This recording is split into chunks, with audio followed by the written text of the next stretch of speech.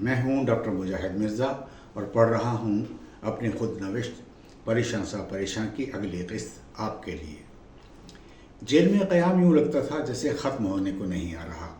جب کبھی جیل کی فضا میں اڑتے ہوئے کبوتروں کا اول چکر کاٹنے لگتا تھا تو آزادی کی خواہش اور زور پکڑ جاتی تھی۔ لیکن انسان کبوتر تو نہیں ہے، وہ تو ایسا سماجی جانور ہے جو زمین پر دو پاؤں سے چلنے کے لیے بھی حکومتوں، اداروں، رشتوں، بندھنوں، ریتوں، رسموں اور رواجوں اور مذاہب کا پابند ہونے پر مجبور ہے۔ اس کے پاؤں تو بندھے ہوئے ہیں وہیں، مگر اس کی سوچوں، خیالوں، تصورات اور نظریوں پر بھی قدغنیں عائد کرنے کی تمام تر کوششیں کی جاتی ہیں۔ جب تک عمومی خوشحالی نہیں ہوگی، روشن خیالی نہیں ہوگی، اور جب تک روشن خیالی نہیں ہوگی تب تک ایک نسبتاً بہتر اور آزاد سماج کی بحالی نہیں ہوگی، اور جب تک نسبتاً آزاد سماج قائم نہیں ہو جاتا تب تک ایک محدود اور مخصوص طبقہ باقی سبھوں کو اپنی رعایا بنائے رکھے گا، اور رعایا کی تو اپنی مرضی ہوتی ہی نہیں ہے۔ تو پیچھے امام کے سے لے کر پیچھے قائد عوام کے، اور پیچھے امیر المومنین کے سے لے کر پیچھے رجت مخالفین کے عمل تک پیچھے ہی رہیں گے۔ کسی نے کیا خوب کہا تھا کہ بدبخت ہیں وہ قومیں جنہیں ہیرو کی تلاش ہوتی ہے۔ ہم نے ہیرو کے ہیرو پن کو رد کیا ہے اور جیل کاٹ رہے تھے، ضمانت تھی کہ ہو نہیں پا رہی تھی۔ ناصر زادی کا بھائی جیل میں الیکٹریشین تھا، وہ ضمانت نہ ہونے کی خبر سنا ہی جاتا تھا۔ اوپر سے ایک بار شب برات بھی آ گئی۔ یہ برات کی شب میں نے بند جنگلوں کے پیچھے بسر کی تھی۔ بالآخر کوئی 26 روز کے بعد وہ دن آ ہی گیا جب میں ضمانت پر رہا ہو کر جیل سے نکل کر کوئی 250 قدم چل کر ہاسٹل کے اپنے کمرے میں واپس آ گیا تھا۔ روشن علی میرا منتظر تھا۔ وہ بیچارہ تو میرے بغیر یتیم ہو کر رہ گیا تھا، کیونکہ میں ہی تو تھا جو ہر رات سڑک کی جانب کھلنے والی پرائیویسی سے اس کی راہ تکتا تھا کہ کب وہ شراب میں دھت بہکتے قدموں کے ساتھ ہاسٹل میں داخل ہو اور شور میں ستا ہوا کمرے تک آئے اور آ کر دھپ سے بستر پر گر جائے۔ میں عموماً اس کے جوتے اتارتا تھا اور اسے دھکیل کر سیدھا کر کے اس پر چادر یا رضائی موسم کے مطابق اڑا دیا کرتا تھا۔ میری ضمانت شوکت وکیل نے کرائی تھی، جو عزیز نیازی کا سینئر وکیل تھا، اور عزیز نیازی اس کی رہنمائی میں وکالت کر رہا تھا۔ شوکت طویل القامت، چر زبان اور خوش شخص تھا۔ اس سے میری پہلی شناسائی یوں تھی کہ قلعہ کوہنہ پر ایک کل پاکستان مشاعرہ تھا، جس میں نے پہلی اور آخری بار شاعر انقلاب جناب جوش ملیح آبادی کو پڑھتے سنا تھا۔ پچھلی نشستوں پر چادر میں منہ چھپائے یہ شخص شعراء کا مضحکہ اڑا رہا تھا، اور پوچھنے پر معلوم ہوا تھا کہ یہ صاحب وکیل ہیں اور ان کا نام شوکت ہے۔ شوکت انتخابات میں مصطفیٰ کھڑ کی جیپ چلانے والا اس کا نزدیکی شخص تھا، لیکن کہتے ہیں کہ جب کسی کے قریب جاؤ تبھی اس شخص کے عیب سامنے آتے ہیں، اور یوں شوکت جلد ہی بددل ہو کر پیپلز پارٹی سے علیحدہ ہو گیا تھا۔ 2-4 دن استراحت کرنے کے بعد اور علی پور جا کر ماؤں بہنوں کو شکل دکھا کر کہ میں صحیح سالم ہوں، جب واپس ملتان لوٹا تھا تو شکریہ ادا کرنے کی خاطر ضلع کچہری اس سے ملنے گیا تھا۔ وہ بہت مرنج اور یار باش آدمی تھا۔ آہستہ آہستہ اس سے دوستی ہو گئی تھی، لیکن حسب مراتب بحال تھا۔ آخری بار شوکت کو میں نے نشتر ہسپتال کے ایک پرائیویٹ روم میں صاحب فراش دیکھا تھا، جب اس کا بواسیر کا آپریشن ہوا تھا۔ تکلیف کے عالم میں بھی اس کی چٹکلا بازی جاری تھی۔ پھر رابطہ ٹوٹ گیا تھا، اور کئی سال بعد معلوم ہوا کہ وہ قبل از وقت دل کے دورے کے بعد اس جہان فانی سے کوچ کر گیا۔ کیسی کیسی صورتیں تھیں جو کہ پنہاں ہو گئیں۔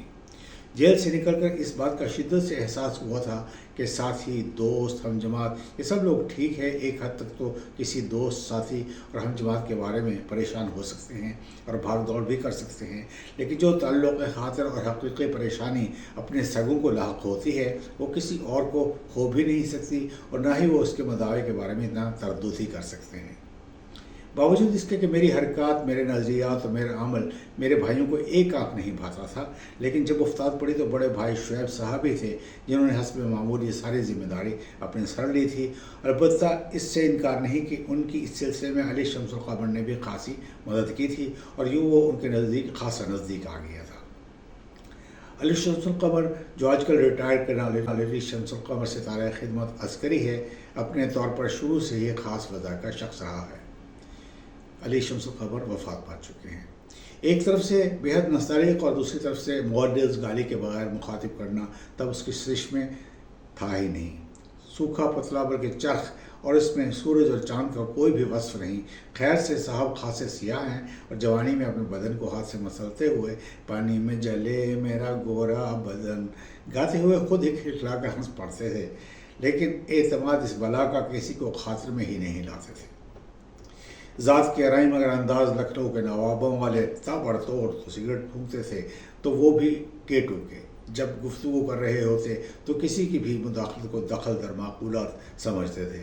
ایک بار نشتر ہسپتال کے باہر ایک چھوٹے سے ریستوران کے باہر بیٹھے تھے اور وہ اپنی دانائی کے جوہر بکھیر رہے تھے کہ ایک بھکاری عورت نے آ کر کہا، اللہ کے نام پر۔ قمر بھائی نے کہا، معاف کرو مائی۔ وہ تھوڑی دیر کے لیے ادھر ادھر ہوئی اور پھر آ کر صدا لگائی۔ اس نے اس بار بھی اسے یہی کہا اور جب تیسری بار بھی اس نے آ کر اللہ کے نام پر بھیک مانگی تو قمر بھائی سے رہا نہیں گیا تھا اور پھٹ پڑے تھے۔ ارے مائی، بھیک مانگنے کے بھی کچھ آداب ہوا کرتے ہیں۔ قمر بھائی نے اپنے مونک سیاہ چہرے کو اور سیاہ کرتے ہوئے بھنا کر کہا تھا۔ قمر بھائی اپنے آپ کو واقعی اس میں بمسمہ سمجھتے تھے اور ہر صنف کے افراد سے اپنی انتہائی قریبی تعلقات کے تذکرے بیان کرتے تھے۔ قمر بھائی سے دوستی تو خاصی تھی، لیکن ہمارے کرتوتوں میں شامل ہونا وہ اپنی شان کے منافی تصور کرتے تھے۔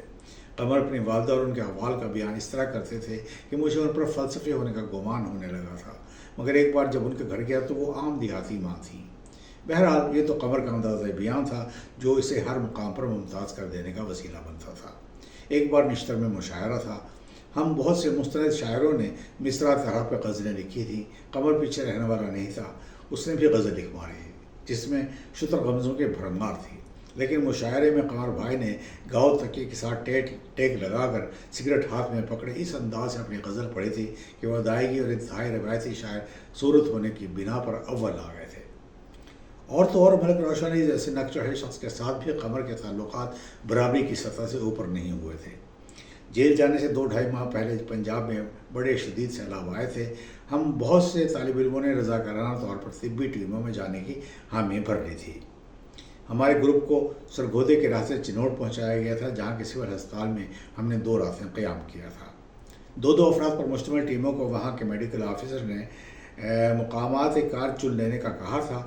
میری اور قمر کی ٹیم ایک تھی۔ ہم دونوں نے یہ طے کیا تھا کہ جو آخر میں بچ رہے گا وہ ہم وہیں چلے جائیں گے۔ ظاہر ہے سب سے بری جگہ ہمارے حصے میں آئی تھی۔ وہاں پہنچے تو ایک بستی کے بڑے ذمہ دار کے ڈیرے پر ہمارا قیام تھا اور ہم ساتھ کی بستیوں میں حفاظتی ٹکے لگا کر اور عمومی امراض کی گولیاں بانٹ کر واپس اسی کے ڈیرے پر آ جاتے تھے۔ یہ ذمہ دار بڑی بڑی مونچھوں والا اور درمیان سے مانگ نکال کر تیل سے چپڑے پٹے بالوں والا ہٹا کٹا شخص تھا۔ لوگوں کو اس کے آگے جھک جھک جانے سے اس کی فرعونیت کا پتہ چلتا تھا۔ ایک روز ہم کہیں نہیں گئے تھے کیونکہ شام کو سرکاری جیپ ہمیں ایک دوسری جگہ لے جانے کے لیے آنے والی تھی۔ ڈیرے پر ذمہ دار سے، جسے سب ملک صاحب کہتے تھے، بات چیت شروع ہو گئی۔ کسی بات پر اس ذمہ دار نے کہہ دیا تھا، تم کون سے نواب آف کالا باغ کے بیٹے ہو؟ بس پھر کیا تھا، قمر کو غصہ آ گیا اور وہ برس پڑے تھے۔ ارے ہم کیا نواب آف کالا باغ سے کم ہیں؟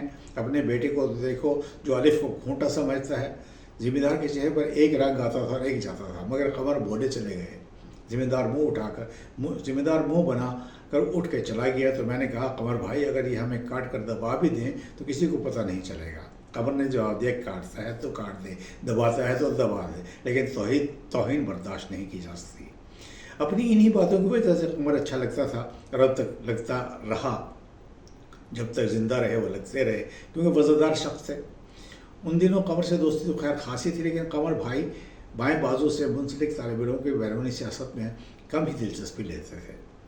جیل سے تو نکل آئے تھے، لیکن بھائی صاحب سے بہت کچھ سننا پڑ گیا تھا، کیونکہ میری ضمانت کے سلسلے میں انہوں نے جو بھاگ دوڑ کی تھی اور سفارشات کے سلسلے میں جن لوگوں سے ملے تھے انہوں نے انہیں خوب بھڑکایا تھا۔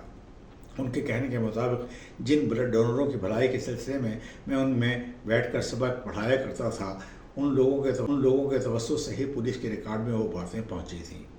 اس کے علاوہ میں نے جس قسم کی بھی سیاسی بھاگ دوڑ میں شرکت کی تھی اور جہاں جہاں جو کچھ کہا تھا وہ انہوں نے مجھے مینو ان سنایا تھا۔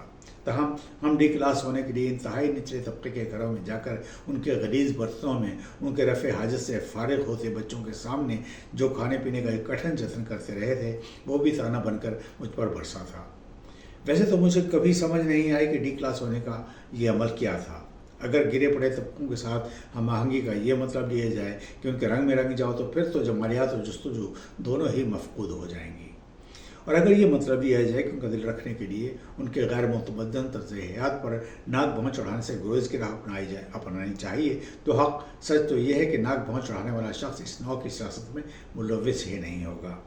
یہ کسی زمانے میں رومان پرستانہ طور پر مزدوروں کی سیاست کی جانب مائل ہونے والے نواب گھرانوں کے لڑکوں کے چونچلے ختم کیے جانے کی ایک غیر سائنسی حرکت تو شاید ہو سکتی ہے، لیکن بہرحال سیاسی عمل میں یہ حصہ نہیں ہے، کیونکہ ہر شے کے درکان نمک رفت نمک میں شود۔ اس افتاد کے بعد میں NSO کی سرگرمیوں میں اس قدر شرکت نہیں کرتا تھا جتنی کہ کرنی چاہیے تھی۔ اب میری بجائے شمون بائیں بازو کی تحریک میں انتہائی سرگرم ہو گیا تھا۔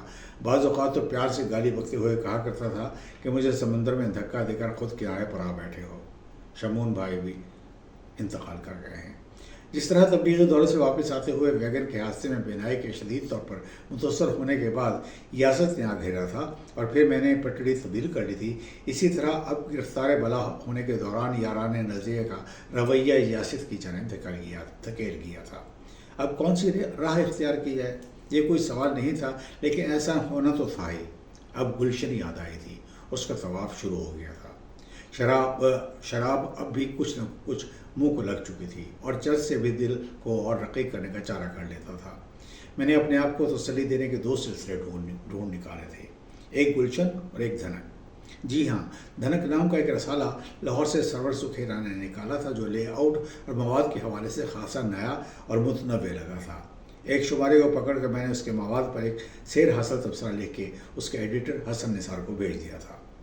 اس خط کے جواب میں موصوف کا خط موصول ہوا تھا۔ یوں ہماری خط و کتابت شروع ہو گئی تھی اور یوں سمجھیں کہ قلمی دوستی ہو گئی تھی۔ اس نے مجھے کہا کہ نشتر میڈیکل کالج کے بارے میں کچھ لکھ کر بھیجو۔ میں نے اور شمون نے ایک نفسیاتی سوال نامے پر وہاں ایک سروے کیا۔ ہمارے معاونین میں ایک تو چودھری اظہار الحسن تھے، جس نے اپنے دماغ میں کتابوں کا ذخیرہ کیا ہوا تھا۔ متشنج چہرے والا دلچسپ نوجوان تھا۔ جب کسی بات پر قہقہ لگاتا تھا تو دونوں پاؤں پر اس طرح پھرکتا تھا جیسے محو رقص ہو۔ بڑی بڑی مشکل اصطلاحیں استعمال کرتا اور قاموسی معلومات سے دوسروں کو متحیر کرنا اس کا شیوا تھا۔ لوگ اس کے اس علم سے چڑھ کر یا معیوب ہو کر اسے چودھری مڈلہ کہتے تھے۔ میڈلہ دماغ اور حرام مغز کے جوڑنے والے حصے کو کہا جاتا ہے، اور چودھری صاحب کو 2 زبانوں پر عبور تھا، ایک زبان فرنگ یعنی انگریزی پر اور دوسری مادری زبان پنجابی پر۔ لیکن وہ انگریزی کو بھی پنجابی لہجے میں ادا کرتے تھے، اس لیے میڈلہ کو مڈلہ کہہ بیٹھے تھے اور پکڑے گئے تھے۔ لہجے کے نفس کے علاوہ چودھری میں ویسے بہت گن تھے اور ہیں، اس لیے انہیں ہم نے اپنے نزدیک کر لیا تھا، اگرچہ وہ نظریات کے حوالے سے ہم یعنی مجھ سے اور شمون سے قطعاً بھی ہم خیال نہیں تھے، اور دوسرا معاون سعید باجوہ تھا۔ جمیع سے تعلق رکھنے والا یہ میرا اور شمون کا گورنمنٹ کا لاہور کا کلاس فیلو اور دوست بھی بہت ہی بھڑکدار نوجوان تھا۔ اچھے کپڑے پہننا، موٹر سائیکل پر گھومنا، تضحیک کرنا اور پھر بریکیں لگا لگا کر قہقہے مارنا اس کا شغل تھا۔ آرٹسٹک رویوں کا حامل تھا، اس کے پاس کیمرہ بھی تھا، اس لیے دھنک کے لیے کیے گئے سوال کے لیے فوٹوگرافی کی خدمات اس سے لی گئی تھیں۔ سوال نامے کے باقی سوال کیا تھے ظاہر ہے یاد نہیں رہا، لیکن ایک سوال اب تک یاد ہے، وہ تھا خودکشی کرتے ہوئے شخص کو آپ کیا مشورہ دیں گے؟ یہ سروے شائع ہوا تھا۔ اس کے علاوہ میرے ذاتی خطوط کو بھی حسن اپنے رسالے کی زینت بنا دیا کرتا تھا۔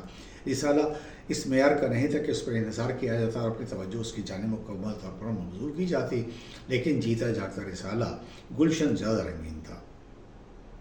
معیار تو وقت کے ساتھ ہی پتہ چلتا ہے۔ میں پہلے بھی بتا چکا ہوں کہ میں عورت بیزار تھا، بلکہ کڑیم بیزار کہا جائے تو باوجود گرامر کی غلطی کے زیادہ درست ہوگا کہ یہ کڑی مقناطیسیت رکھتی تھی۔